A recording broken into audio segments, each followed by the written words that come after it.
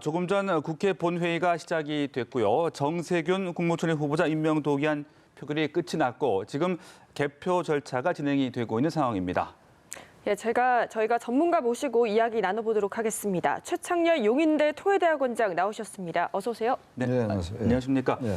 자, 지금 국회 본회의가 어렵사리 이제 시작이 됐고 정세균 후보자 임명 동의안 이제 표결 결과가 이제 곧 발표가 될 것으로 보입니다. 현장 연결해 보시겠습니다. 109 기권 1 무효 사표로서 국무총리 정세균 임명 동의안은 가결되었음을 선포합니다.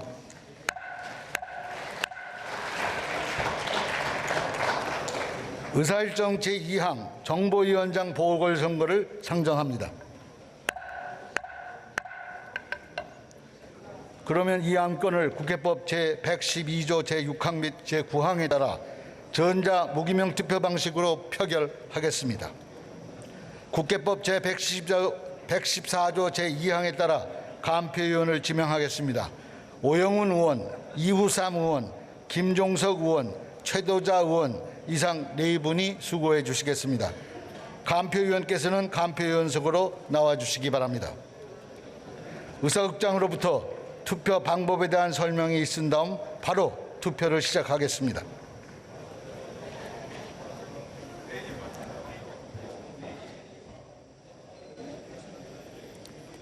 투표 방법에 대하여 설명드리겠습니다. 먼저 카드형 명패를 받으신 후 기표소에 입장하여 좌측 명패 투입구에 카드형 명패를 투입하시면 정보위원회 위원 명단이 화면에 표시됩니다.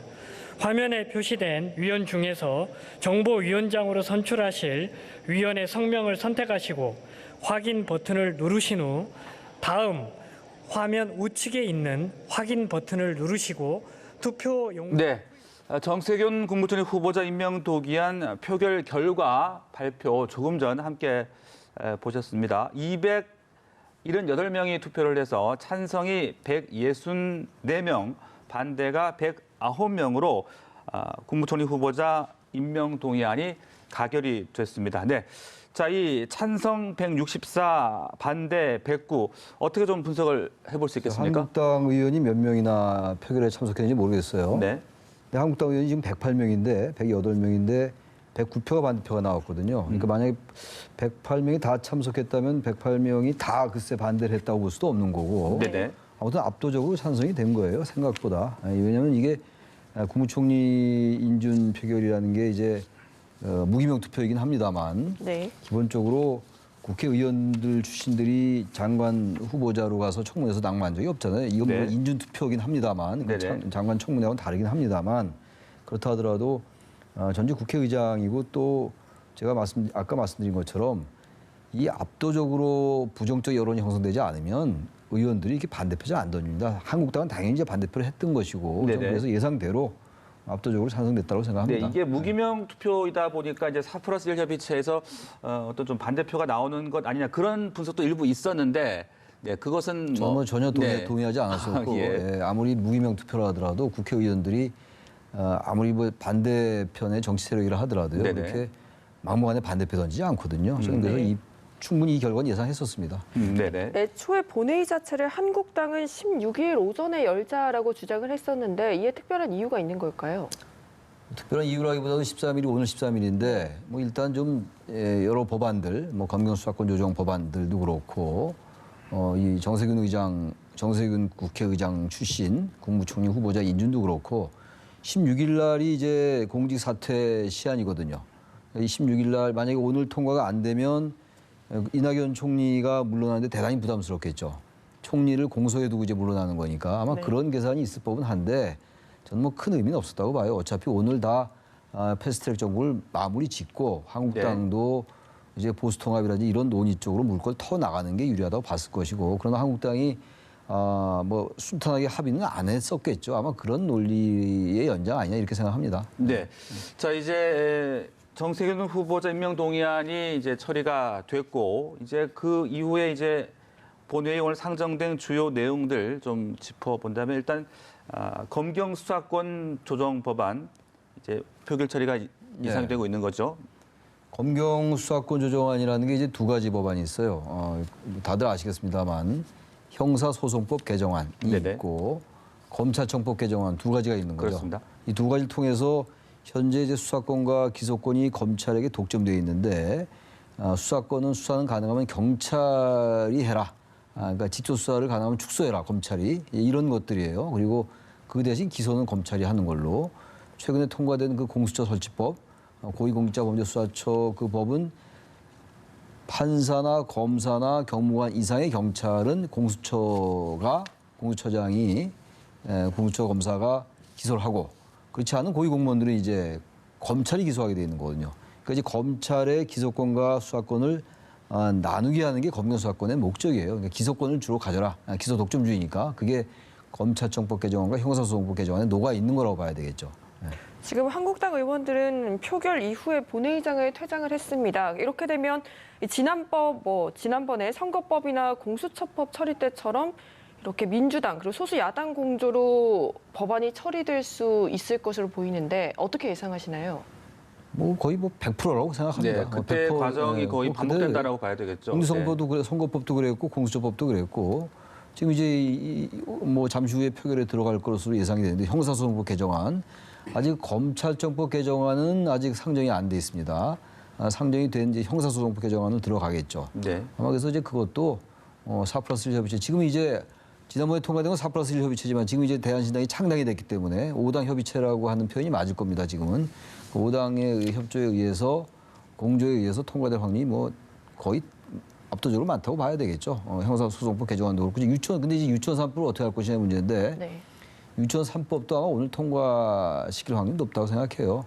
유치원 3법이 벌써 재작년 국정감사 때 문제가 됐던 그때 이슈가 됐던 법안인데 네. 벌써 패스트트랙 기간은 벌써 끝났거든요. 그러니까 네. 지금 선거법이나 검찰 개혁 관련 법안들보다도 훨씬 더 일찍 그 패스트트랙 절차가 끝난 법이 유치원 3법입니다. 그래서 네. 아마 오늘 통과되면서 내일부터는 본격적으로 총선 체제로 돌입하지 않을까 여야 정당들이 그렇게 생각을 합니다만 두고 봐야 되겠습니다. 네. 자, 지금 저희가 계속 화면 함께 보여드리고 있는 대로 정세균 국무총리 후보자 임명동의안이 가결이 됐고 그 가결 소식이 나오자마자 한국당 의원들은 본회의장을 퇴장을 했습니다. 이 중앙홀에서 이 규탄 대회를 가질 것으로 지금 보이고 있는 상황입니다. 이후에 계속해서 진행될 안건들에 대해서 조금 더 자세하게 이야기 나눠보면 좋겠는데 어떤 내용들이 그러니까 있을까요? 지금 아까 화면에 나온 것처럼 이제 그 형사소송법 개정안을 이제 표결에 붙이는 거죠.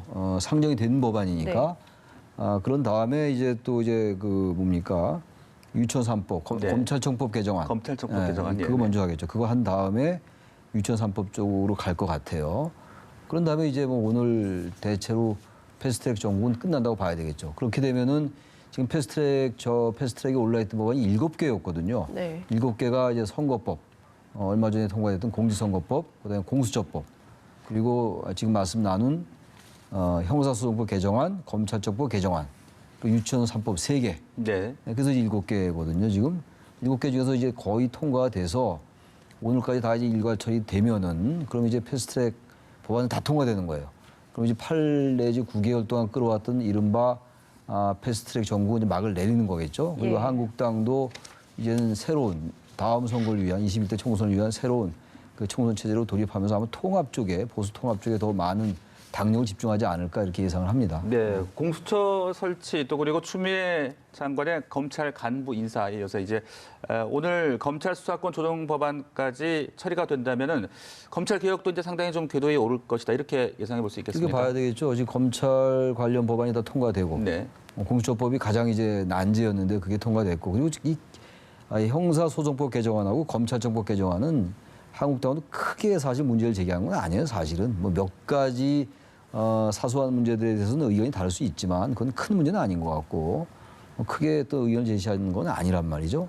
이제 이게 다 통과되면은 검찰 개혁이 이제 탄력을 받겠죠. 그리고 법무장관도 이제 조국 장관 이후에 또 바뀌었고 추미애 장관으로. 단지 이제 이 부분이 앞으로 이제 지금 검찰 인사 둘러싸고 한국당이 날카롭게 지금 민주당 쪽과 대립하고 있는 상황이기 때문에 그다음에 이제 부장검사, 차장검사, 중간 간부들의 검찰 인사가 어떻게 될지 또 지켜보면서 아마 이 부분이 네. 한국당으로서는 뭔가 투쟁의 동력 같은 게 될 수 있을 거예요. 네. 뭐 여권을 공격할 수 있는, 비판할 수 있는 그런 하나의 동력은 다시 확보할 수 있다. 최근에 이제 한국당의 동력이 많이 떨어졌었어요.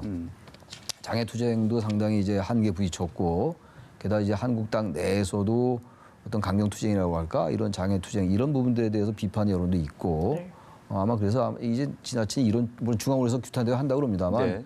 한국당으로서 뭐 저거 그냥 형식적이고 요식행위로 하는 것 같아요. 한 다음에 내일부터 이제 그 보수통합의 진력을 다하지 않을까라는 생각이 들어요. 네. 앞서도 언급을 하신 대로 이제 검경수사권 조정법안이라는 것이 경찰의 1차 수사 재량권을 대폭 늘리는 것 아니겠습니까? 그렇죠. 그리고 네. 반면에 검찰의 수사 지휘권을 폐지하고 좀 권한을 줄이면서 이제 검찰과 경찰의 관계를 좀 상호 협력 관계로 하자, 이제 이런 내용이 핵심인데, 또 한편에서는 이제 경찰 권력이 좀 비대화될 수 있지도 않느냐. 그걸 좀 견제하기 위한 것들도 좀 마련돼야 되지 않겠습니까? 그런 부분들은 아마 이제 보완해 나가야 될 네. 거예요. 뭐 형사소송법 개정하고 검찰청법 개정했다고 검경수사권 조정이 다 끝나는 건 아닐 것이고, 네네. 검찰 입장에서 봐도 경찰 권력도 만만치가 않은 그 실질적인 병력도 가지고 있는 조직이거든요. 경찰은 10만 이상의 병력이 있기 때문에 전경, 의경들. 전 그래서 경찰이 지나치게 경찰에게 또 권력이 집중되면 안 되기 때문에 그런 부분들에 대한 그 보완 조치는 필요하다고 생각합니다. 단지 기본적인 큰 방향은, 큰 흐름은 검찰이 수사권과 기소권을 다 가지고 있기 때문에 검찰의 권력이 너무 비대해졌다. 뭐 이런 문제의식이거든요. 그래서 네. 상당 부분 수사권을 경찰에 이양해라. 이게 지금 검경 수사권 조정의 핵심 내용입니다. 이낙연 국무총리가 앞으로 어떤 행보를 보일지 이것도 조금 예상해 볼 수 있지 않겠습니까? 이낙연 총리야 뭐 당연히 이제 당으로 돌아가서 네. 자신의 정치를 하겠죠. 그 얘기 나온 것처럼 대권 행보를 할 겁니다. 아마 지금 현재 대선 후보들 지지율이 1위잖아요. 지금 이낙연 총리가. 그래서 네. 만약에 종로구에 출마를 한다면 뭐 할지 안 할지 모르겠어요. 근데 아까 보도 보니까 종로에 뭐 전세를 얻었다고 그러더라고요. 그렇다면 종로에 출마할 가능성이 높아 보이긴 해요. 종로에 출마해가지고 만약 승리한다면 여권에서 가장 이제 당장은 경쟁력 있는 후보가 될 수가 있겠죠. 그리고 이제 당에서 또 이제 그 이낙연 총리를 중심으로 어떤 세력이 형성되지 않을까라는 생각도 들기도 하고, 또 하나 눈여겨볼 관전 포인트는 이낙연 총리는 이제 이른바 친문 인사는 아니에요.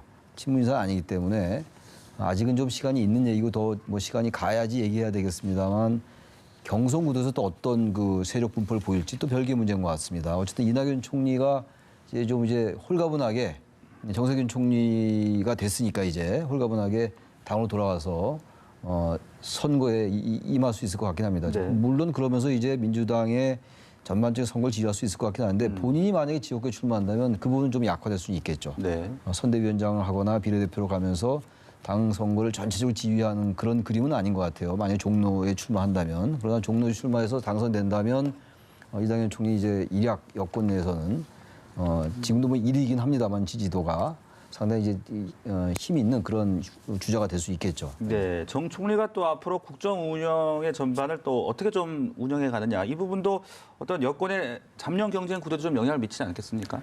정세균 총리도 제가 보기엔 뭐 네. 지금은 뭐 이런 얘기는 합니다만 대권에 대한 생각이 있을 거예요.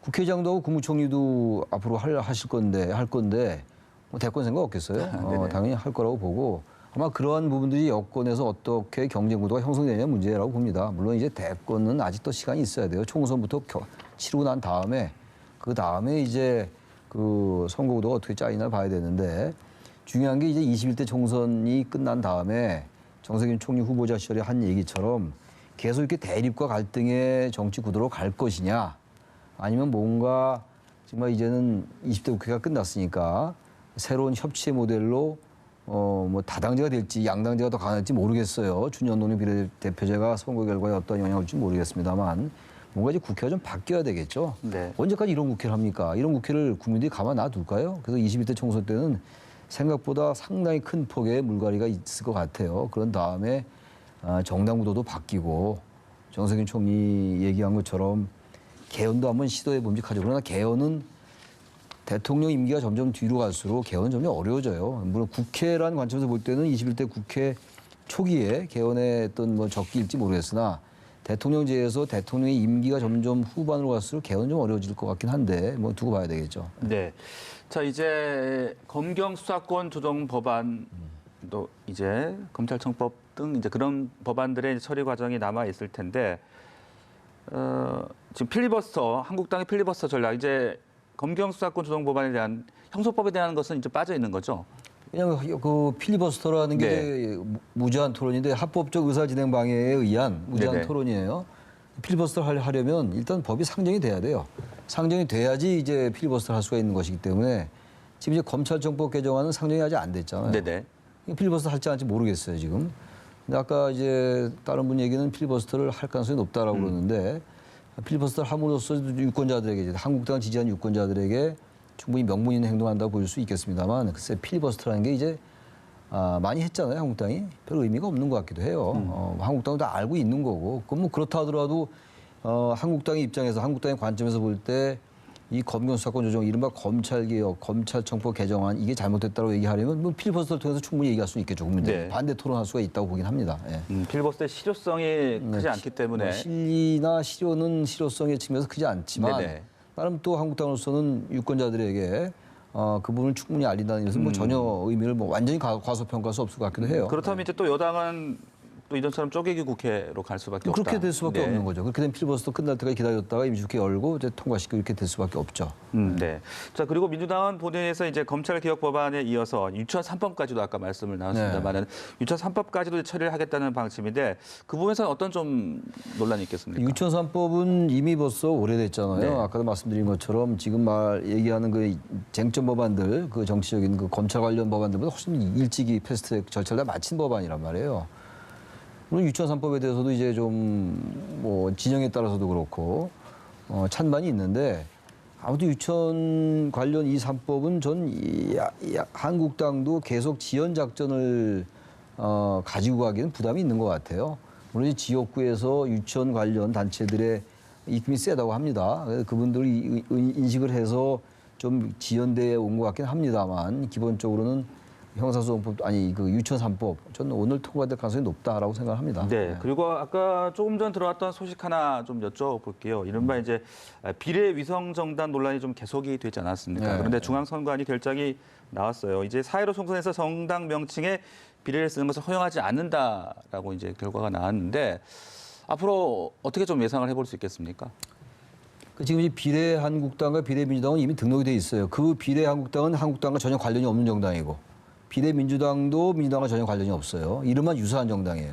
근데 지금 한국당이 이제 비례한국당이 이미 등록이 돼 있기 때문에 그래서 비례자유한국당을 등록시켜서 위성정당을 만들려 했는데 이번에 이제 오늘 선거관리위원회에 의해서 그것이 허락되지 않았어요. 그 이유는 정당법에 따르면 정당명은 기존에 있는 정당명과 뚜렷하게 구분돼야 된다고 나와 있어요.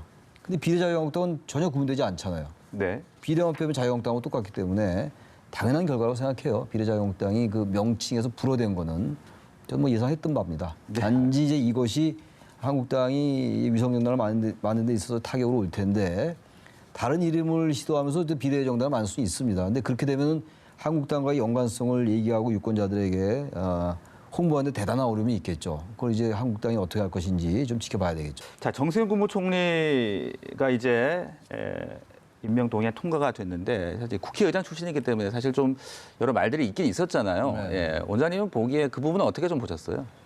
말이 나올 수 있다고 생각해요. 네. 국회의 수장이었는데 국회의장이었는데 국회의원도 아니고 물론 국회의원의 신분이긴 합니다만 그 행정부의 내각의 수반으로 가는 거 뭐 썩 그렇게 자연스러워 보이진 않아요. 네. 그 대신 우리나라가 취하고 있는 제도가 사실 내각제적인 요소가 굉장히 많아요. 국회의원이 국무위원을 하는 건 완전히 내각제적인 요소거든요. 그럼 국회의원이 장관 되는 건 괜찮고 국회의장이 국무총리 되는 건 안 됩니까? 저는 그래서 큰 문제는 저는 없다고 봐요. 단지 이제 입법부의 대표 수장이었기 때문에 그런 삼권 분립 훼손 논란은 나올 수가 있겠죠. 네. 근데 이것이 근데 압도적으로 여론을 흔들 수가 없었던 거죠. 그리고 대체로 여론도 이제 뭐 국회의장 했다고 국무총리를 하면 안 된다는 여론이 그렇게 높지 않았어요. 검경 수사권 조정 법안 가운데 형사소송법 개정안이 통과가 됐고요. 또 수사권 조정을 위한 검찰청법 개정안도 이제 통과가 됐습니다. 이 따라서 이제 검찰 개혁 3법이 모두가 통과되게 됐고 예. 패스트트랙 전국이 이제 한 260여일 만에 그렇죠. 마무리됐다 이렇게 볼 수 있는 거죠. 의미 어떻게 보고 계십니까? 패스트트랙 정국이 지난해 얼마나 이 물리적 충돌도 있었고 이른바 국회 선진화법 때문에 동물국회가 재연이 안 됐었는데 지난 패스트트랙 정국 때 지난해 4월입니다. 물리적 충돌도 있었고 네. 그 사건이 지금 현재 이제 검찰에 고소고발돼 있는 이런 상황이에요. 약식 기소도 돼 있고 이렇고 어쨌든 그러한 그게 다 통과가 됐어요. 그 패스트트랙 법안이 7개였거든요. 검찰 관련 법안 포함해서 유치원 3법 포함해가지고 7개였는데 다 통과가 된 겁니다. 일단. 그러니까 완전히 아까 제가 말씀드린 예상한 대로 오늘을 이제 오늘까지 해서 패스트트랙 정국 이제 막을 내렸다. 그동안 너무나 많은 상처가 있었던 것 같아요. 한국당과 민주당 등 이제 범여권 정당들과의 이 대립이 거의 극한에 치달았던 것이고 패스트트랙 전국 때 그 강경투쟁, 장애투쟁 이런 것들이 뭐 한국당이 계속 주도를 했던 거란 말이죠. 그런 와중에 또 조국 사태가 있었고 지난해. 그래서 올해를 맞으면서 올 초 1월 12일인 오늘 13일인가요? 13일 날 지금 다 마무리가 된 거예요. 그러니까 이제 전국은 완전히 이제는 뭐 총선 체제로 돌입하는 겁니다. 이제 사실상 20대 국회는 끝난 거로 봐야죠. 4월 달 물론 이제 임기 20대 국회의 임기는 올해 5월 29일까지예요. 총선은 4월 15일입니다만 국회의원들의 임기는 5월 29일까지긴 합니다만 실질적으로 이제 20대 국회는 다 막을 내렸다. 그러나 대체적인 평가는 20대 국회가 대단히 최악의 국회였다 이런 표현들 많이 해요. 법안 통과된 그 실적도 그렇고 질적으로나 양적으로나 그런 부분들을 국회의원들이 잘 인식을 해야 될 것 같고 이제 보수나 진보나 어쨌든 정당 통합을 통해서 선거 승리를 이제 모색을 할 텐데 그 통합도 좀 이제 국민들의 그 명분과 신뢰에 맞게 그렇게 통합을 좀 해 나가야 될 것 같아요. 무조건 이제 통합만을 위해서 한다면 또다시 역풍에 직면할 수 있다 이런 생각이 듭니다. 네, 자 지금 방금 보수 통합 얘기를 하셨습니다만은 이제 지금 자유한국당과 새로운 보수당 재결합을 위한 대화가 계속 나서고 있지 않습니까? 지금 황교안 대표가 유승민 의원의 보수 재건 3원칙 수용 의사를 밝히면서 상당히 좀 통합의 시기가 좀 빨리 돌아간다 이렇게 보는 시각들이 그러니까 많은데 이제 네, 어떻게 보십니까? 선거가 다가올수록 통합이라는 것은 정말 피할 수 없는 뭐 당위죠. 이젠 그 탄핵 문제 그리고 이제 새집을 짓자라는 거 개혁 보수 이런 부분들을 서로 왈가왈부하고 따질 계제가 아닌 거예요. 이제 시간이 있을 때와는 다르기 때문에 이 보수 통합이라는 게 굉장히 급물살을 탈 겁니다. 근데 급물살 타더라도 또 정당의 통합이나 뭐 합당이나 이런 거에는 공천 문제, 지분 문제 여러 가지 복잡한 게 많아요. 정당의 통합이라는 게 그런 것도 어떻게 잘 이제 그 해결해 나가느냐 여기에 보수 통합이 달렸는데 또 하나 중요한 게 중도 보수 통합 이렇게 얘기하는데 보수와 중도가 막 이렇게 혼재돼 있어요.